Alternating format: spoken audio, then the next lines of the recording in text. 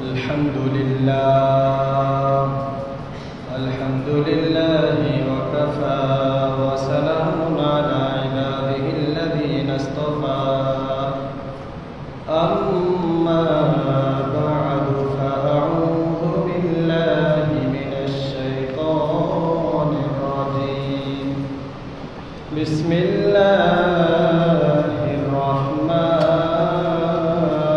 الرحيم قل ما كنت بدعا من الرسل وما أدري ما يفعل بي ولا بكم إن أتبع إلا ما يوحى إلي وما أنا إلا نذير مبين وقال تعالى في شان حبيبه ومحبوبه ومعشوقه إن الله وملائكته يصلون على النبي يا أيها الذين آمنوا صلوا عليه وسلموا تسليما اللهم صل على محمد وعلى آل محمد كما صليت على إبراهيم وعلى آل إبراهيم إنك حميد مجيد اللهم بارك على محمد وعلى آل محمد كما باركت على إبراهيم وعلى آل إبراهيم إنك حميد مجيد بلغ العلا بكماله كشف الدجى بجماله حسنت جميع خصاله صلوا عليه وآله لا يمكن الثناء كما كان حقه بعد خدا بزرغته قصة مختصر بلغ العلا بكماله كشف الدجى بجماله حسنت جميع خصاله صلوا عليه وآله سبحانك لا علم لنا إلا ما علمتنا إنك أنت العليم الحكيم اللهم إني أعوذ بك من شر سمعي ومن شر بصري ومن شر لساني ومن شر قلبي ومن شر مني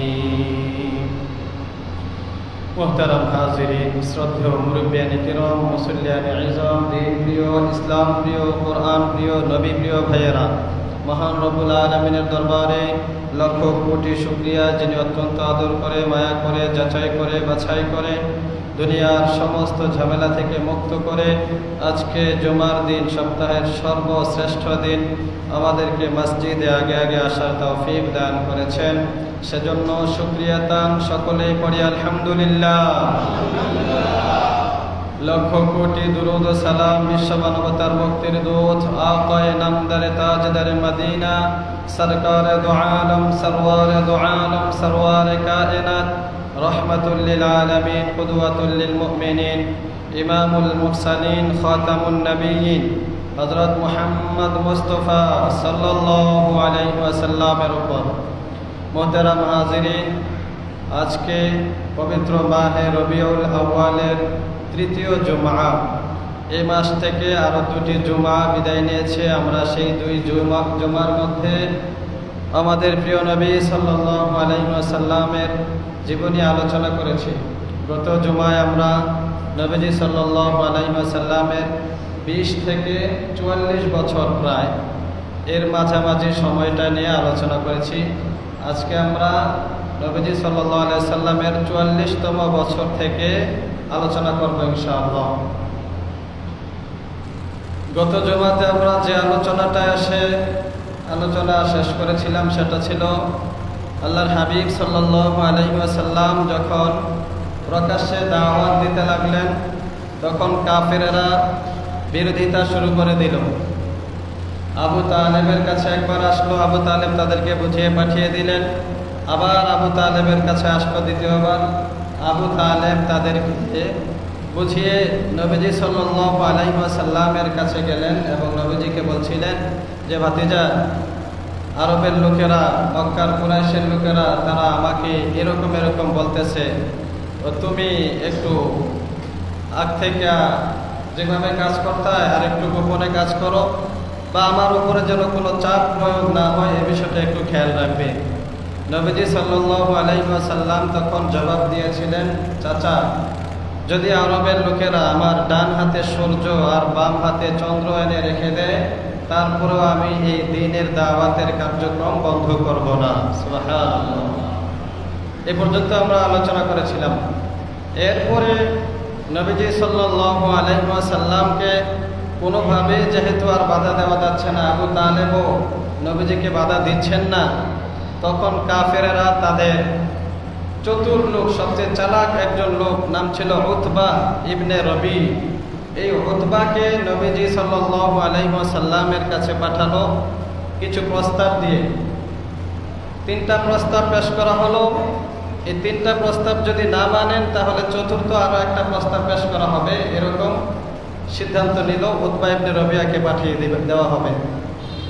Utba ইবনে রবিয়া সে আসলো। আসার পরে দেখতেছে নবীজি সাল্লাল্লাহু আলাইহি ওয়াসাল্লাম হারাম শরীফের মধ্যে নামাজ আদায় করছিলেন, নামাজ পড়ছিলেন। উতবা ইবনে রবিয়া এবার সে নবীজির পিছনে বসে রইল। নবীজি নামাজ শেষ করে সালাম ফিরানোর পরে জিজ্ঞাসা করলেন, চাচা কি জন্য এসেছেন? উতবা তখন খুব ভদ্রতার সাথে কথা বলতে লাগলো যে ভাতিজা, তুমি আমাদের মধ্যে সর্বশ্রেষ্ঠ লোক, তোমার মতো ভদ্র কেউ নাই, তোমার মতো সত্যবাদী কেউ নাই, তোমার বংশমর্যাদার মতো এরকম বংশেরও কেউ নাই, সব দিক দিয়ে তুমি আমাদের মধ্যে শ্রেষ্ঠ, বংশীয় মর্যাদায় এবং চরিত্রের দিক দিয়ে তোমার চরিত্রের মধ্যে কখনো কোনো দাগ আমরা দেখি নাই। তো তুমি বর্তমানে যে কাজগুলো করতেছো এগুলো তো আমাদের এলাকাবাসীর জন্য বদনামের কারণ হচ্ছে। তুমি আমাদের পূর্বপুরুষের ধর্মকে অস্বীকার করতেছো, আমাদের বাপ-দাদার ধর্মকে তুমি খারাপ বলতেছো, আমাদের মাবুদগুলোর বদনাম করতেছো, আমাদেরকে মূর্খ এবং আমাদের বাপ-দাদাদেরকেও মূর্খ বলতেছো। এগুলো তুমি বন্ধ করে দাও। আর এগুলো যদি তুমি এই উদ্দেশ্য করে থাকো যে এর দ্বারা তুমি সম্পদ চাও, অনেক সম্পদ তোমার দরকার, 1 নম্বর প্রস্তাব এটা, তাহলে আমরা রাজি আছি। যত সম্পদ তোমার লাগে, যত সম্পদ তোমার দরকার হয়, আমরা সব সম্পদ তোমার জন্য জমা করব, এমনকি আরবের মধ্যে সবচেয়ে ধনী তোমাকে বানিয়ে দেব। প্রস্তাব 1 নম্বর এটা। 2 নম্বর প্রস্তাব পেশ করা হলো, মুহাম্মদ, তুমি যদি চাও যে আমাদের মধ্যে নেতা হবে, সর্দার হবে, এতেও আমরা রাজি আছি। তুমি তোমার দাওয়াতি কার্যক্রম বন্ধ রাখো, আমরা তোমাকে আমাদের সর্দার বানিয়ে দেব, নেতা বানিয়ে দেব। 3 নম্বর প্রস্তাব, যদি তুমি চাও যে তুমি আরবের রাজা হবে, বাদশাহ হয়ে যাবে, তাহলে এর জন্য আমরা সকলে মিলে চেষ্টা করব, আমরা তোমাকে রাজা বানিয়ে দেব। এই 3টা প্রস্তাব বাহ্যিকভাবে তো দেখতে অনেক বড় দেখা যায়। তো এই প্রস্তাবে যদি তুমি রাজি না হও, 4র্থ প্রস্তাব হলো, তুমি যদি মনে করে থাকো যে তোমার কাছে কোনো জিন আসে, এই জিনের বলে দেওয়া কথাগুলোই তুমি মানুষকে বলো, তোমার উপরে জিন সাওয়ার হয়েছে যার কারণে তুমি জিনকে প্রতিহত করতে পারতেছো না, তাহলে আমরা সবাই মিলে তোমার জিনকে দূর করার জন্য ভালো কোনো কবিরাজ বা যারা জিন দূর করতে পারে এরকম ডাক্তার, চিকিৎসকের কাছে তোমাকে নিয়ে যাব। এবার এই 4টা প্রস্তাবের মধ্যে তুমি কোনটায় রাজি আছো বলো।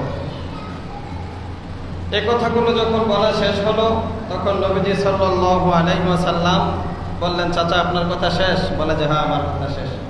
নবীজি কোনো কথার উত্তর দিলেন না, শুধুমাত্র একটা সূরা তেলাওয়াত করলেন, সূরা হামিম আস-সাজদা।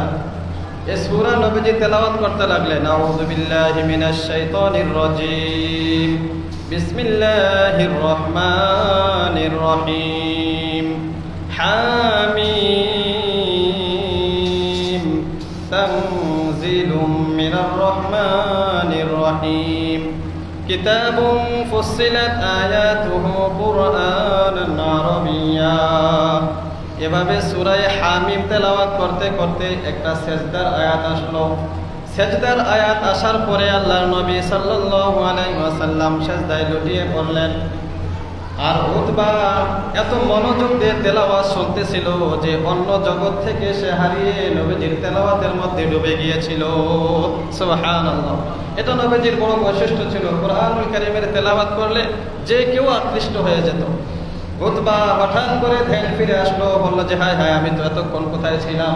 বলে যে মুহাম্মদ তুমি যেটা তেলাওয়াত করেছো, আল্লাহি আল্লাহর কসম করে বলি আমি অনেক গণকের কথা শুনেছি, এটা তোমার কথা যেটা তুমি তেলাওয়াত করেছো এটা কোনো গণকের কথা নয়। অনেক জাদুকরের কথা শুনেছি, তোমার কথাটা জাদুকরের কথা নয়। অনেক জিনগ্রস্ত লোকদের কথা শুনেছি যাদেরকে জিনে ধরেছে, তোমার কথা এরকম কোনো কথা নয়। আল্লাহি ইয়া মুহাম্মদ, মুহাম্মদ আল্লাহর কসম করে বলছি তুমি তোমার কাজ চালিয়ে যাও, আমি তোমার বিরোধিতা করব না। সুবহানাল্লাহ। উতবা তার কওমের কাছে গেল, আবু জাহেল এবং বড় বড় লিডার যারা বসা ছিল তাদের কাছে গিয়ে বলল, দেখো আমি মুহাম্মদের কাছ থেকে আজকে এমন কিছু শুনেছি যেগুলো কোনো গণকের কথা নয়, কোনো কবিদের কবিতা নয়, কোনো জাদুকরের কথা নয়, জিনগ্রস্ত রোগীদের কথাও নয়, বরং এই কথা দ্বারা বোঝা যায় মুহাম্মদ বাস্তবেই নবী। সুবহানাল্লাহ। অতএব আমার পরামর্শ হলো তোমরা মুহাম্মদকে মানো, মুহাম্মদ যেভাবে চলতেছে তাকে বাধা দিও না, তার দাওয়াতি কার্যক্রমে বাধা সৃষ্টি করিও না। যদি সে সফল হয় এবং আশা করা যায় অচিরেই সে সফল হবে, তাহলে তো এটা আমাদের লাভ, কারণ সে তো আমাদেরই বংশের লোক। বলতেছে আমাদের বংশেরই তো, সে যদি রসুল হয়, এই উম্মতের শ্রেষ্ঠ রসুল হয়, তাহলে এটা তো আমাদের লসের কিছু না, আমাদেরই বংশের লোক, আমাদেরই গৌরব। আর যদি সে ভ্রান্ত হয়ে থাকে এতেও আমাদের কোনো লস নাই, সে ভ্রান্ত হলে তারটা সে বুঝবে, এর কারণে তার ক্ষতি হবে, আমাদের তো কোনো ক্ষতি নাই। অতএব আমার পরামর্শ হলো তোমরা তাকে কেউ বাধা দিবা না। এবার আবু জাহেল সহ সবাই ভাবলো, হায় হায় আমাদের মধ্যে সবচেয়ে চালাক এবং বুদ্ধিমান লোকটাকে পাঠাইলাম, সে দেখা যাচ্ছে মুহাম্মদের জাদুতে আক্রান্ত হয়ে গেছে। নাউযুবিল্লাহি মিন যালিক। বলে যে মুহাম্মদের জাদু তার উপরে এসে পড়ছে। এবার তারা উতবাকে শাসন করতে লাগলো যে তুমিও জাদুগ্রস্ত হয়ে গিয়েছো, তোমার কথা মানা যাবে না। এভাবে তারা পরবর্তী সিদ্ধান্ত নিল যে কোনোভাবেই যেহেতু বাধা দেওয়া যাচ্ছে না, এখন নির্যাতন করতে হবে। দাওয়াতি কার্যক্রম বন্ধ করার জন্য কয়েকটা নির্যাতনের ছক তারা আঁকলো, কিভাবে নির্যাতন করা যায়। প্রথমে নবীজি সাল্লাল্লাহু আলাইহি ওয়াসাল্লামকে তারা মানসিক নির্যাতন করবে, শারীরিক নির্যাতন করবে। তারপরে নবীজি সাল্লাল্লাহু আলাইহি ওয়াসাল্লামের অনুসারী যারা আছে তাদের উপরে নির্যাতন চালাবে। এরপরে যারা নবীজির সমর্থক আছে, সমর্থক হতে গেলে কিন্তু অনুসারী ছাড়াও সমর্থক আছে, মুসলমান না তারপরেও সমর্থক অনেকেই ছিল, যেমন আবু তালিবও ছিল সমর্থক, তো তাদের উপরেও নির্যাতন করা হবে, জুলুম করা হবে। এভাবে মুহাম্মদের এই দাওয়াতি কার্যক্রম বন্ধ করে দিতে হবে। পরামর্শ অনুযায়ী যেটা সিদ্ধান্ত হলো এটাই তারা করলো। নবীজি সাল্লাল্লাহু আলাইহি ওয়াসাল্লাম হারাম শরীফে বাইতুল্লাহ চত্বরে নামাজ আদায় করেছিলেন। বুখারী শরীফের 240 নম্বর হাদিসের মধ্যে এসেছে, হাদিসের মধ্যে এসেছে নবীজি সাল্লাল্লাহু আলাইহি ওয়াসাল্লামের ব্যাপারে সাহাবী বলেন, কানা ইউসাল্লি বিফিনাইল মসজিদি, মসজিদে হারামের আঙ্গিনায়, বিফিনাইল কাবা, কাবা চত্বরে আল্লাহর হাবিব সাল্লাল্লাহু আলাইহি ওয়াসাল্লাম নামাজ পড়ছিলেন। কাফেরদের মধ্য হতে একজন লোক ঘোষণা করলো, কে আছো এমন অমুক গোত্র থেকে উটের নারী বুড়ি আর রক্ত গোবর এনে মুহাম্মদের মাথায় ফেলে দিতে পারবে? বললো যে এমন কে আছো, ইদা সাজাদা মুহাম্মদ, মুহাম্মদ যখন সেজদায় যাবে মাথাটা নিচের দিকে থাকবে, তো অমুক গোত্রে একটা উট জবাই করা হয়েছে, ওই উটের নারী বুড়ি গোবর রক্ত এনে মুহাম্মদের মাথার উপরে রাখা দিবা, এমন কে আছো? কাফেরদের মধ্যে একজন হতভাগা দাঁড়ায় গেল, তার নাম হলো উকবা, আইন কফ বা উকবা। এই উকবা দাঁড়ায় গেল, বলল যে আমি পারবো, আমি ওটের নারী বুড়ি এনে মুহাম্মদের উপরে রেখে দিতে পারবো। এবারে উকবা হতভাগা নবীজি সাল্লাল্লাহু আলাইহি ওয়াসাল্লাম যখন সিজদায় গেলেন সেই কাজটা করলো, ওটের পচা নারী বুড়ি গোবর আর রক্ত এনে নবীজির মাথার উপরে রেখে দিল। নাউযুবিল্লাহি মিন যালিক। নবীজি সাল্লাল্লাহু আলাইহি ওয়াসাল্লাম সিজদা থেকে মাথা উঠাতে চাইলেন, পারলেন না। আবার চেষ্টা করে মাথা উঠাইতে পারলেন না। হাদিস বর্ণনাকারী আব্দুল্লাহ ইবনে মাসউদ রাদিয়াল্লাহু তাআলা আনহু বলেন, আমি তখন তাকিয়ে তাকিয়ে দেখছিলাম, আমার পক্ষে কিছু করা সম্ভব ছিল না, কারণ এখানে আমাদের পক্ষে কোনো শক্তি ছিল না। মুসলমানের সংখ্যা একেবারে নগণ্য ছিল। তো আব্দুল্লাহ ইবনে মাসউদ বলেন, আমি যে কাফেরদের মধ্যখান থেকে গিয়ে নবীজির মাথার উপর থেকে এগুলো সরাবো, এটা আমি পারতেছিলাম না। দৌড়াইয়া নবীজির বাড়িতে গেলাম। নবীজির কন্যা, আদরের কন্যা, ছোট্ট মেয়ে হযরতে ফাতেমা রাদিয়াল্লাহু তাআলা আনহাকে গিয়ে বললাম, ও ফাতেমা, তোমার বাবাকে কাবা চত্বরে এভাবে নির্যাতন করা হচ্ছে। নবীজির কলিজার টুকরা দৌড়াইয়া আসলেন কাঁদতে কাঁদতে। আয়েশা নবীজির মাথার উপর থেকে গোবর, উটের নারী ভুরি রক্তগুলো সরালেন। নবীজি মাথা উঠালেন, চেহারার মধ্যে রক্তের দাগ, পুরা শরীরের মধ্যে ময়লা আবর্জনা লেগে আছে। এবার ফাতেমা রাদিয়াল্লাহু তাআলা আনহা কাঁদতে লাগলেন, বললেন যে বাবা, এরা আপনাকে এত নির্যাতন করেছে, মনে হয় অনেক মারধর করেছে। ছোট্ট মেয়ে তো রক্ত লেগে রয়েছে, বলে যে আপনাকে অনেক মারছে মনে হয়। নবীজি সাল্লাল্লাহু আলাইহি ওয়াসাল্লাম বললেন, ইয়া ফাতিমা লা তাবকি, ও আমার কলিজার টুকরা ফাতেমা, তুমি কান্না করিও না। ইন্নাল্লাহা ক্বাদ বাআসা রাব্বুক, ইন্নাল্লাহা ক্বাদ বাআসা আবিকি, ও ফাতেমা, নিশ্চয়ই আল্লাহ তাআলা তোমার বাবাকে পাঠিয়েছেন বিআমরিন, এমন এক ধর্ম দিয়ে পাঠিয়েছেন। লা ইয়াবকা বাইতু হাজারিন, লা ইয়াবকা আলা যহরিল আরদি বাইতু হাজারিন ওয়া বারিন ওয়া মাদারিন। পৃথিবীতে এমন কোনো ঘর বাকি থাকবে না, কোনো পাকা ঘরও বাকি থাকবে না, কাঁচা ঘরও বাকি থাকবে না, ছনের ঘরও বাকি থাকবে না, যেই ঘরে তোমার বাবার এই কষ্টের বদৌলতে এই ধর্ম পৌঁছবে না, এমন কোনো ঘর বাকি থাকবে না। সুবহানাল্লাহ। বলে যে তোমার বাবার এই কষ্টের বিনিময়ে পৃথিবীতে আনাচে কানাচে সব ঘরে ইসলাম পৌঁছে যাবে। অতএব তুমি কান্না করো না, কান্না করার কোনো কারণ নাই। নবীজি সাল্লাল্লাহু আলাইহি সাল্লামকে এভাবে কষ্ট দেওয়া হয়েছে যেন তিনি এই কাজ থেকে বিরত থাকেন। নবীজি কাজ থেকে বিরত রইলেন না। পরে আবার তাদের এই যে কাফের যার নাম বললাম উকবা, সেই আবার আরেকদিন নবীজিকে কষ্ট দিল। বুখারী শরীফের 4815 নম্বর হাদিসের মধ্যে এসেছে, একবার নবীজি আবার বাইতুল্লাহ শরীফে আসছিলেন। এই উকবা দৌড়াইয়া আয়েশা নবীজি সাল্লাল্লাহু আলাইহি ওয়াসাল্লামের গলার মধ্যে এভাবে দুই হাত দিয়ে টিপ দিয়ে ধরেছে। তারপরে তার শরীর থেকে চাদর নিয়ে নবীজির চাদরটা এভাবে গলার মধ্যে পেঁচাইয়া দুই দিক দিয়ে টান দিতে লাগলো। বুখারী শরীফের মধ্যে আছে, নবীজির সাহাবী বলেন, খনিকহু খনকাতান শাদীদাতান, এমন জোরে গলার মধ্যে টান দিল কেমন যেন ফাঁস পড়ে যাচ্ছে, শ্বাসরুদ্ধ হয়ে নবীজি মারা যাওয়ার অবস্থা, অনেক কঠিন ভাবে টানতেছে। এরপরে আবু বকর রাদিয়াল্লাহু তাআলা আনহু দৌড়াইয়া আসলেন, অবস্থা দেখে সেখান থেকে তাকে সরাইলেন আর বললেন, লিমা তাকতুলুন, ও মানুষেরা, মক্কার ভাষার লোকেরা, কেন তোমরা এই লোকটাকে কষ্ট দিচ্ছ? আতাকতুলুনা রাজুলান আইয়াকুলা রাব্বি আল্লাহ ওয়া ক্বাদ জাআ বিল বাইয়িনাত, তোমরা কি এই মানুষটাকে এজন্যই কষ্ট দিতেছো যে তিনি বলেন এক আল্লাহকে বিশ্বাস করো, এক রবের কথা বলেন, আর এই কথার উপরে তার অনেক দলিল প্রমাণও আছে, এরপরও কি তোমরা এই লোকটাকে এভাবে কষ্ট দিবা? বলে তিনি তো এক আল্লাহর কথা বলে, এর জন্য তাকে তোমরা তো মারবা? আর এটা তো কোনো অবান্তর কথাও না, এটার পক্ষে তার দলিল প্রমাণ আছে, যুক্তি আছে, তো তারপরেও তোমরা তাকে এভাবে কষ্ট দিবা? কাফেররা তারপরেও কষ্ট দিতে কোনো ত্রুটি করলো না। এরপরে তারা এভাবে ধারাবাহিকভাবে নবীজিকে কষ্ট দিতেই লাগলো। এরপরে নবীজি সাল্লাল্লাহু আলাইহি ওয়াসাল্লাম আরেকদিন যখন মক্কায় যাবেন, মক্কায় গিয়েছিলেন, সেখানে গিয়ে দাওয়াত দিচ্ছিলেন।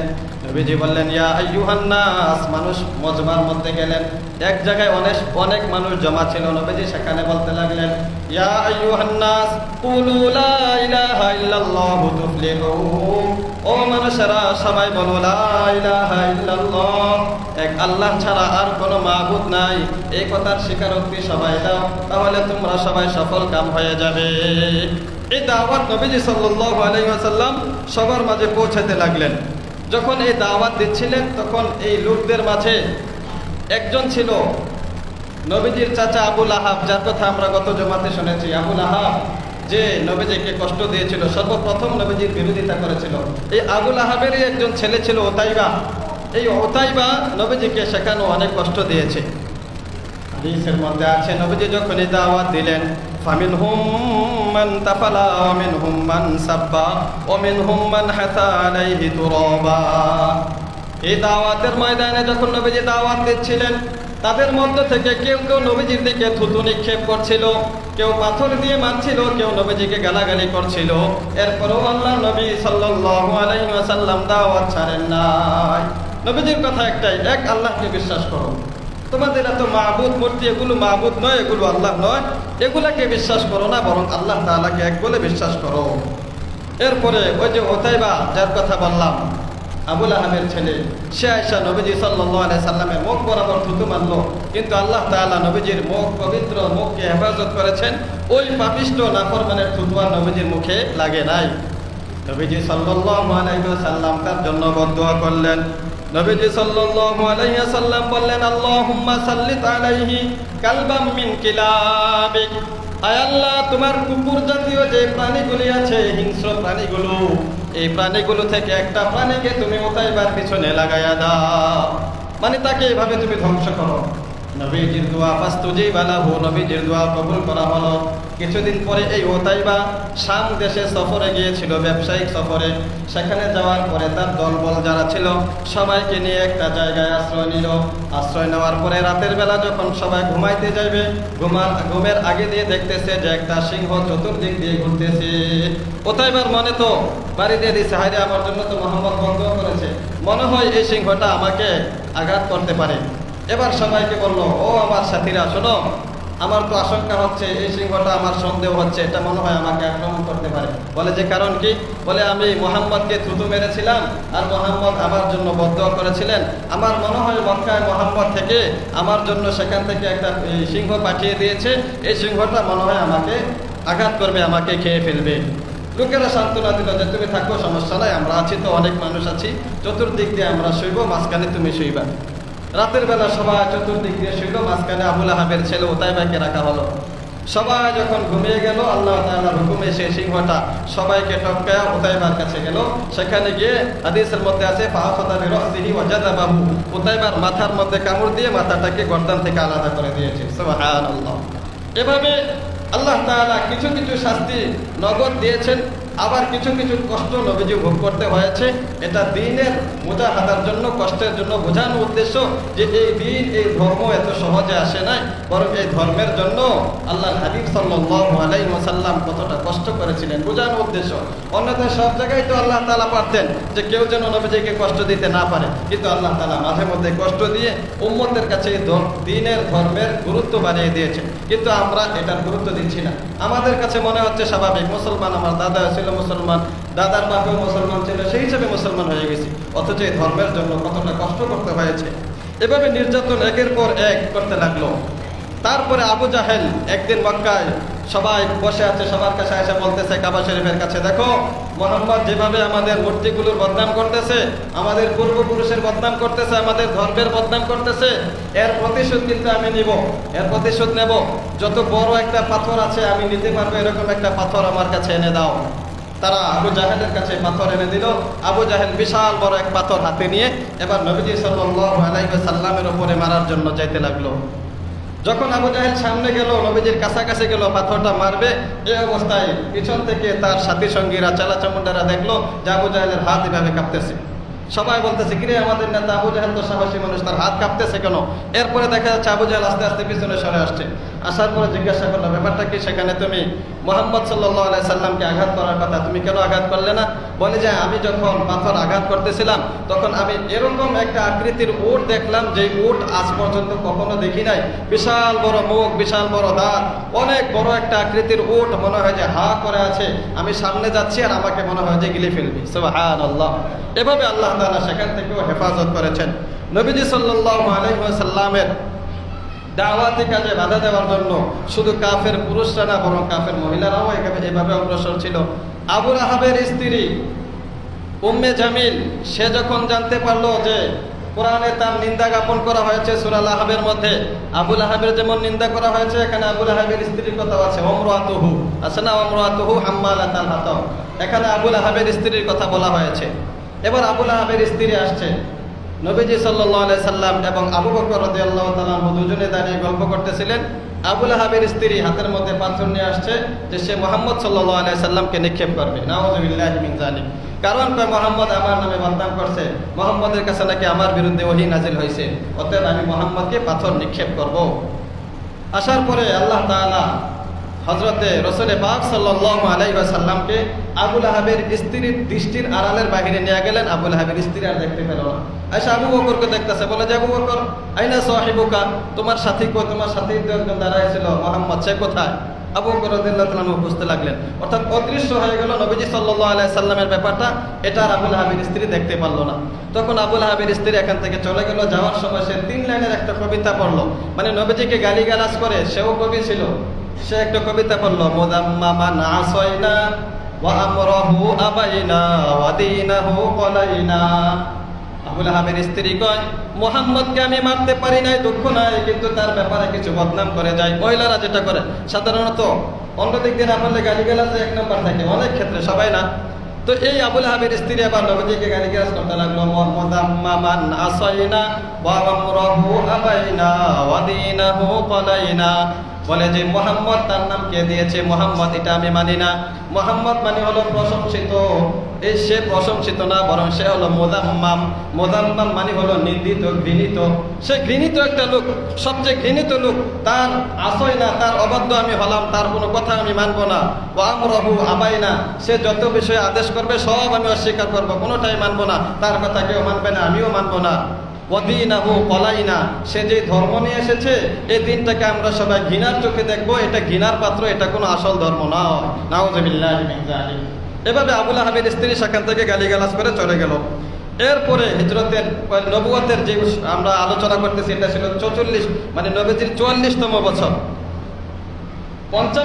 45তম বছর যখন নবীজির হলো, এর পরের বছর এভাবে যখন একের পর এক নির্যাতন চলতে লাগলো, নবীজির নির্যাতন, তারপরে সাহাবায়ে কেরামের উপরে নির্যাতন চলতে লাগলো। বেলাল রাদিয়াল্লাহু তাআলা আনহু, আম্মার বিন ইয়াসির রাদিয়াল্লাহু তাআলা আনহু, খাব্বাব রাদিয়াল্লাহু তাআলা আনহু, বড় বড় সাহাবী যারা ছিলেন সকলের উপরে এভাবে জুলুম নির্যাতন করতে লাগলো। সাহাবায়ে কেরামের নির্যাতনের ইতিহাস আরো বেশি বড়। তাদেরকে একে একে ধরে ধরে এভাবে জুলুম নির্যাতন করতে লাগলো, যেন তারা নবীজির কাছ থেকে সরে যায়, তারা যেন মুহাম্মদ সাল্লাল্লাহু আলাইহি সাল্লামের ধর্ম থেকে সরে যায়। কিন্তু তারা কেউ সরছে না, তারা সকলেই অটল। নবীজি সাল্লাল্লাহু আলাইহি সাল্লাম দেখলেন এভাবে আমার সাহাবায়ে কেরামের উপর নির্যাতন হবে, আমার তো সহ্য হচ্ছে না। নবীজি সাহাবায়ে কেরামকে আদেশ করলেন, ও সাহাবীরা, তোমরা এক কাজ করো, যারা পারো আবিসিনিয়া একটা দেশ আছে, সেখানে তোমরা হিজরত করে চলে যাও। নবীজির কথা মতো নবীজির প্রিয় সাহাবী ওসমান গনি রাদিয়াল্লাহু তাআলা আনহু, নবীজির মেয়ের জামাইও, সাথে নবীজির মেয়ে ছিলেন রুকাইয়া রাদিয়াল্লাহু তাআলা আনহা, ওনারা দুজন সহ এই 16 জনের একটা কাফেলা হলো, 12 জন পুরুষ 4 জন মহিলা। এই 16 জন মিলে মক্কা ছেড়ে তারা আবিসিনিয়ায় চলে গেলেন। সেখানে গিয়ে তারা থাকতে লাগলেন। তারা যখন আবিসিনিয়াতে গেলেন, সেখানে যাওয়ার পর আবিসিনিয়ার বাদশা ছিল নাজাশী, সেখানে বাদশাকে নাজাশী বলা হতো।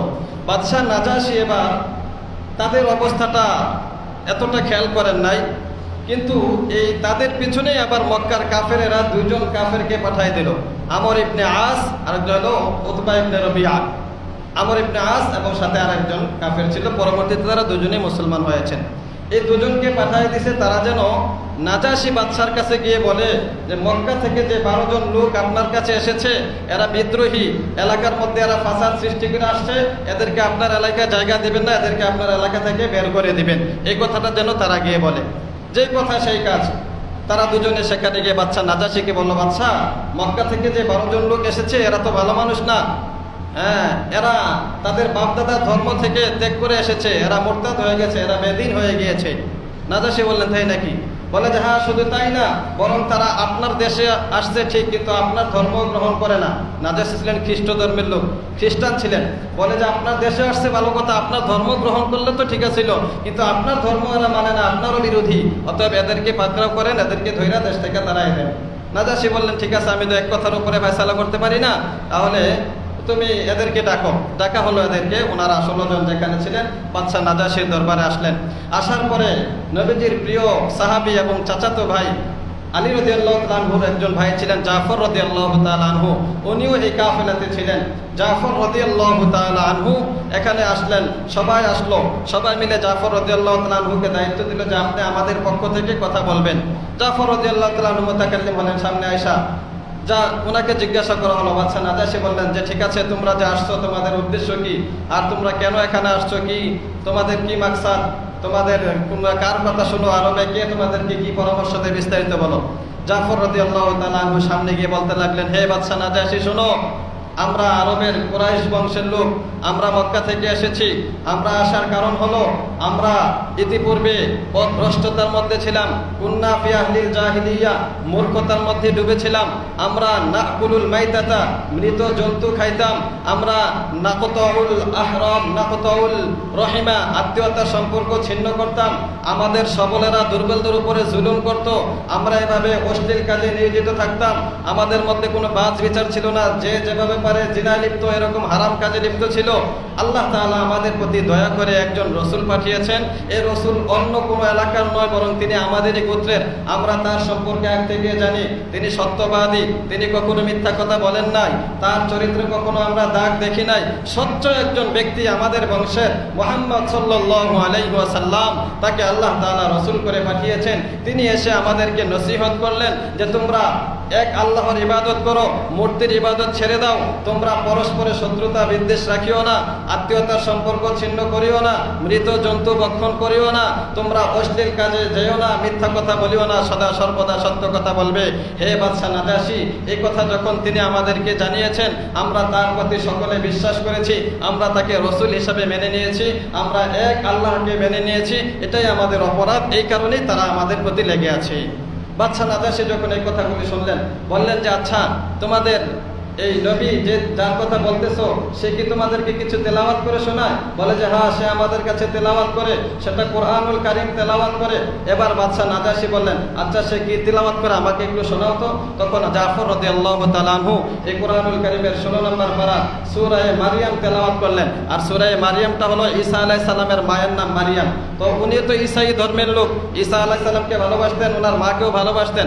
যখন এই সূরা তেলাওয়াত করতে লাগলেন, বিসমিল্লাহির রহমানির রহিম, কাফ হা ইয়া আইন সাদ, যিকরু রাহমাতি রাব্বিকা আবদাহু যাকারিয়া ইয নাদা রাব্বাহু নিদান খাফিয়া ক্বালা রাব্বি ইন্নী ওয়াহানা আল-'আযমু মিন্নী ওয়াশতা'আলা আর-রা'সু শাইবা ওয়া লাম আকুন বিদুআইকা রাব্বি শাকিয়া ওয়া ইন্নী খিফতুল মাওয়ালিয়া মিন ওয়ারাই ওয়া কানাত ইমরাতি আকিরা ফাহাব লি মিন লাদুনকা ওয়ালিয়া। এভাবে তেলাওয়াত করতে করতে যখন তিনি আসলেন, ওয়াযকুর ফিল কিতাবি মারিয়াম, মারিয়াম আলাইহিস সালামের নাম পর্যন্ত যখন আসলেন, এক পর্যায়ে বাদশা নাজাশীর চোখ দিয়ে গড়গড় করে পানি পড়ছে। বাদশা নাজাশী বলছে, থামো, আমি বুঝতে পারছি তোমরা যেটা তেলাওয়াত করছো এটা কোনো মানুষের কথা নয়, এটা অবশ্যই আল্লাহ তাআলার কালাম হবে। সুবহানাল্লাহ। বাদশা নাজাশী ঈমান এনে ফেললেন, মুসলমান হয়ে গেলেন। মক্কা থেকে যে দুইজন কাফের আসছিল তাদেরকে পাঠিয়ে দিলেন, বললেন যে তোমরা তোমাদের এলাকায় চলে যাও, বরং যে 16 জন আসছে এদেরকে আমি আশ্রয় দেবো, আর আমার দেশেই থাকবে। সুবহানাল্লাহ। এখানে মুসলমানরা থাকতে লাগলেন, নিরাপদ একটা জায়গা হয়ে গেল। পরের বছর আবার মক্কা থেকে হিজরত করে সাহাবায়ে কেরামের 83 জন লোক আসলেন আবিসিনিয়া। যেহেতু জায়গাটা এখন মুনাসিব, এখানে থাকাটা কোনো খারাপ না, ভালো হবে, এজন্য আবার 83 জন মুসলমান সেখান থেকে হিজরত করে আবিসিনিয়াতে আসলেন। কারণ মক্কা তো নির্যাতন হচ্ছেন, মুসলমানরা নির্যাতিত হচ্ছেন।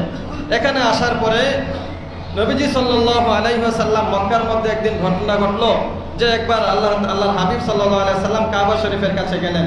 যাওয়ার পরে সেখানে একটা সূরা তেলাওয়াত করতেছিলেন, 27 পারা সূরাতুন নাজম।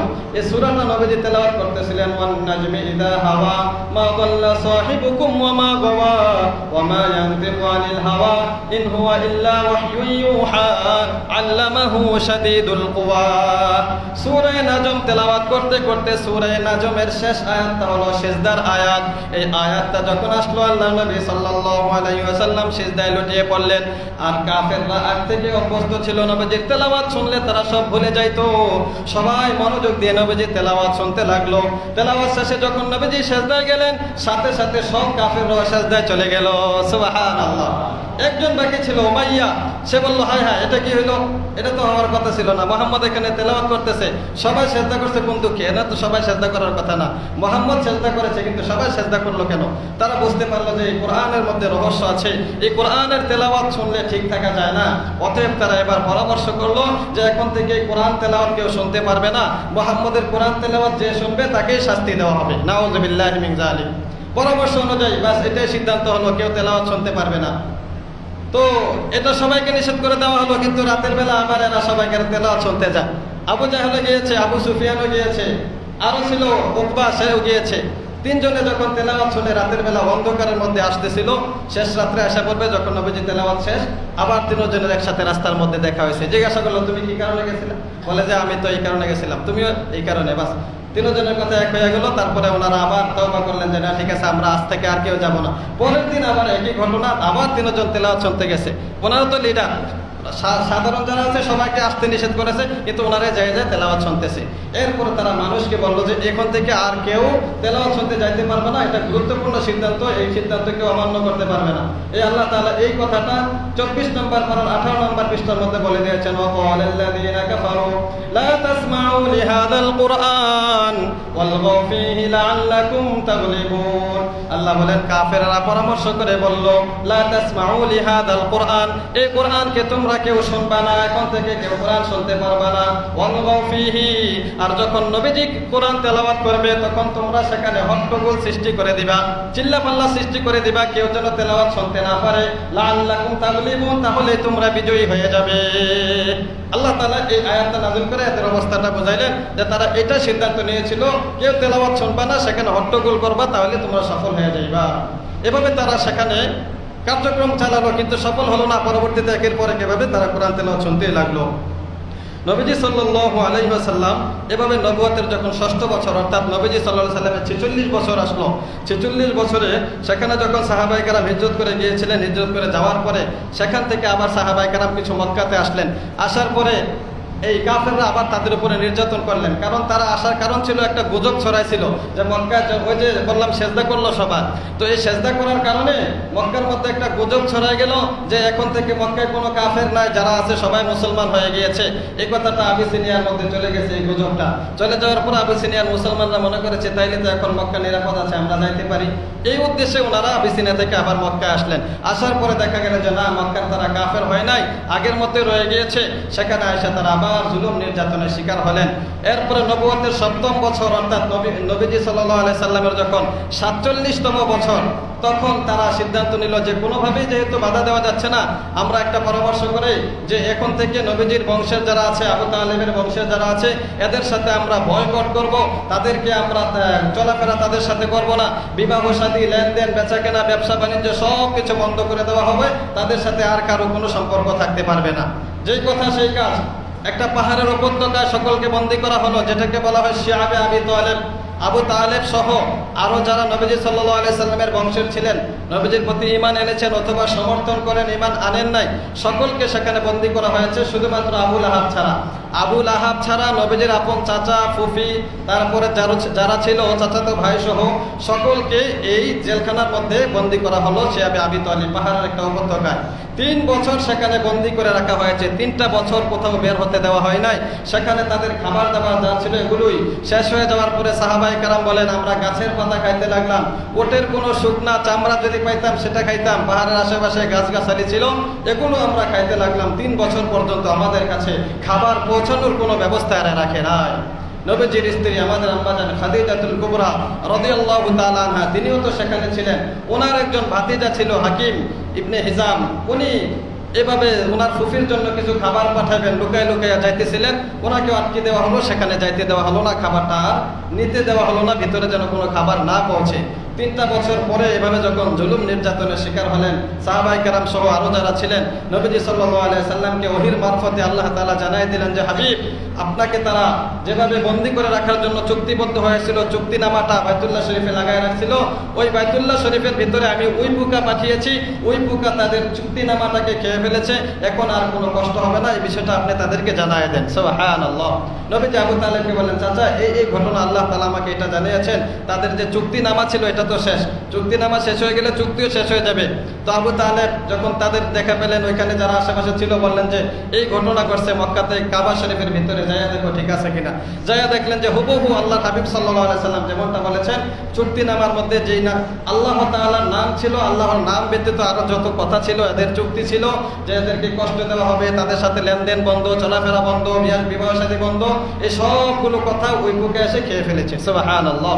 এক পর্যায়ে তারা চুক্তি ভঙ্গ করতে বাধ্য হলো। নবীজি সাল্লাল্লাহু আলাইহি সাল্লাম এবং তার সাথী সঙ্গে যারা ছিলেন সেখানকে শিহাবে আবি তালিব থেকে ছেড়ে দেওয়া হলো, তারা মুক্ত হলেন। কিন্তু মুক্ত হওয়ার পরের বছরেই, আগে ছিল 47 থেকে 3 বছর, 10ম বছর, যখন নবুয়তের 10ম বছর অর্থাৎ নবীজির 50 বছর পূর্ণ হলো, এই 50 বছরের মাথায় নবী সাল্লাল্লাহু আলাইহি ওয়াসাল্লামের চাচা, এতদিন যিনি নবীজিকে দেখে শুনে রাখতেন, আবু তালেব, আল্লাহ তাআলার হুকুমে আবু তালেব দুনিয়া থেকে বিদায় নিয়ে গেলেন। এর 3 দিন পরে নবীজির আরো দুঃখের ঘটনা, প্রিয়তমা স্ত্রী খাদিজাতুল কুবরা রাদিয়াল্লাহু তাআলা আনহা, তিনিও দুনিয়া থেকে বিদায় নিয়ে গেলেন। পাশাপাশি একই বছর 2টা ঘটনা ঘটলো নবীজির জন্য সবচেয়ে কষ্টের ঘটনা, হৃদয় বিদারক ঘটনা। আগে তো ছোট ছিলেন, আত্মীয় স্বজনরা মারা গিয়েছিল, এখন তো নবীজির কাছে কষ্টটা আরো একটু বেশি লাগতেছে। আবু তালেব ছিল আর নবীজির স্ত্রী ছিলেন, এই দুজনেই নবীজির একেবারে সবচেয়ে কাছের লোক ছিলেন, কিন্তু তারা দুজনে এবছর মারা গেলেন। এজন্য নবীজি সাল্লাল্লাহু আলাইহি সাল্লাম এই নবুয়তের 10ম বছর, এই বছরটার নাম রাখলেন আমুল হুজুন, মানে চিন্তার বছর, দুঃখের বছর, কষ্টের বছর। এই বছরটা নবীজি সবচেয়ে বেশি কষ্টের ছিলেন, পুরা জিন্দেগির মধ্যে সবচেয়ে বেশি কষ্ট পেয়েছেন এই বছরটার মধ্যে। এবং আল্লাহর হাবিব সাল্লাল্লাহু আলাইহি ওয়াসাল্লাম পরবর্তীতেও দাওয়াতি কার্যক্রম চালিয়েছেন। ইনশাআল্লাহ আগামী জমা থেকে আমরা পরবর্তী আলোচনা করব। ওমা তাওফীক ইল্লা বিল্লাহ। আল্লাহ তাআলা আমাদেরকে নবীজি সাল্লাল্লাহু আলাইহি ওয়াসাল্লামের আদর্শ অনুযায়ী চলার তৌফিক দান করুন, আমিন। মসজিদের জন্য সকলে একটু মুক্ত হস্তে দান।